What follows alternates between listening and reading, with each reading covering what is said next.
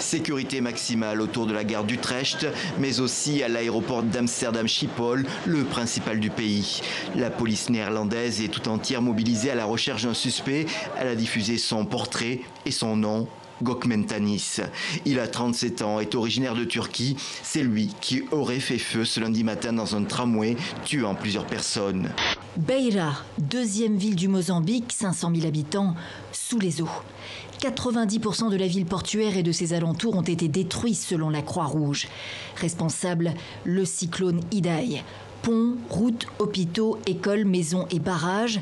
Il a fait des ravages dans ce pays de la côte orientale de l'Afrique, un des plus pauvres du monde. Il y a une chose qui est très claire dans la revendication de la foule, c'est qu'ils ne veulent pas d'une transition politique contrôlée par le haut, clairement, parce que je pense qu'ils ne sont absolument pas dupes. Les Algériens ont beaucoup appris de leur propre histoire, mais je pense aussi qu'ils ont beaucoup appris, ils ont tiré des leçons des révolutions arabes. On n'est pas dans la diplomatie classique des intérêts mutuels bien compris, des intérêts bilatéraux, économiques et stratégiques entre deux États. On est dans dans un engouement personnel. Plus de doute sur l'option à privilégier plutôt la plume de Voltaire et de Rousseau que le pavé funeste de Gavreche. Au fond, promouvoir la francophonie, c'est promouvoir tout ce qui se fait de bien dans les universités francophones.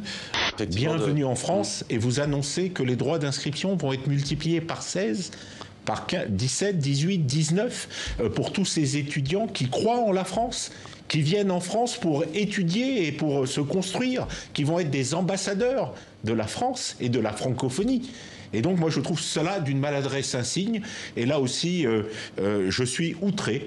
Il a bien dormi le jour où il a tué sa mère. Ouais, ça c'est le livre, c'est ça. Bon, c'est quand même terrible, c'est un thriller. Parce qu'en fait votre personnage, plus il tue, plus il assassine, et mieux il dort. Mais attendez, c'est pas un roman très moral. L'amour est un oiseau rebelle que nul ne peut apprivoiser. Une symphonie de voix sur fond de piano. Une répétition en chœur tous les jours dans la classe de Stéphane. À la tête de la chorale du lycée français Blaise Pascal d'Abidjan, il prépare ses élèves choristes à leur événement de l'année, le grand concert parisien de l'orchestre des lycées français du monde.